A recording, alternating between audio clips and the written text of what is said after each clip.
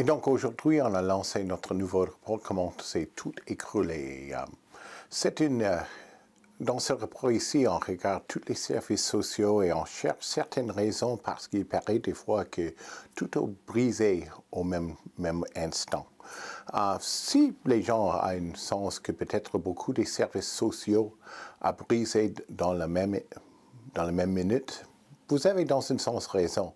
Certes, on a trouvé qu'il y a certains problèmes avec le système de gouvernance au Nouveau-Brunswick, au centre du gouvernement, qui a créé des problèmes dans tous les services sociaux. Et la raison qu'on a fait ça, nous étions en train de faire divers rapports. Un rapport sur les problèmes dans le système de soins à longue durée, les problèmes avec le système de protection des enfants, les raisons pour lesquelles nous avons les écoles où soudainement, une moitié des enfants ne peut pas lire par la fin de deuxième année, les problèmes avec les services pour les élèves avec les besoins spéciaux et aussi les délais dans les services de santé mentale pour beaucoup des adolescents. Et ce qu'on a trouvé, ce n'est pas les problèmes isolés dans les divers ministères sociaux. Beaucoup des problèmes, les raisons qu'on n'a pas les résultats dont nous avons besoin, sont pourquoi il y a le système de gouvernance au Nouveau-Brunswick qui fait les mêmes choses encore et encore, si ça marche pour les gens ou non. Il y a une raison pour ça. Et donc, pourquoi est-ce que nous avons les écoles qui ne réussissent pas, en même temps que nous avons les salles d'urgence avec les temps d'attente qui sont inacceptables. En même temps, nous avons les listes d'attente de 12 années pour les services de santé mentale ou les services d'évaluation, d'apprentissage ou les cours familiales ou également pour les services de soins primaires. Pourquoi est-ce que tout a brisé en même temps? Et dans les années 90, on a vu les changements dans le système de gouvernance au Nouveau-Brunswick, comme beaucoup des provinces.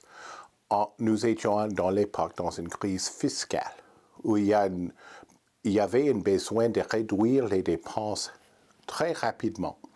Et on a fait certains systèmes ou les processus pour faire les décisions qui a traité le problème fiscal, les limites sur les ressources humaines sans regard pour l'avenir, le demande d'avoir les cibles financières, mais non les résultats sociaux dans les ministères.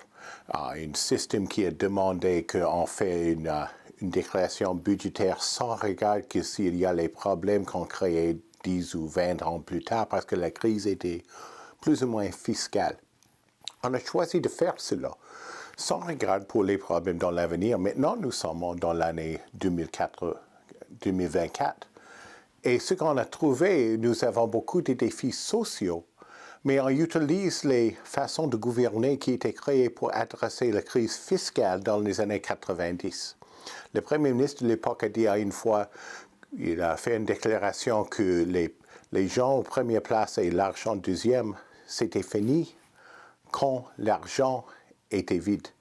Mais peut-être quand nous avons les systèmes de soins de santé ou les salles d'urgence disent nous sommes trop pleins, peut-être vous pouvez éviter d'être blessé ou malade ce soir, ou les systèmes où les enfants ne peuvent pas lire, ou les systèmes de protection des enfants qui sont brisés. Peut-être c'est un temps d'explorer, peut-être on doit trouver des façons de traiter les problèmes fiscaux et sociaux en même temps.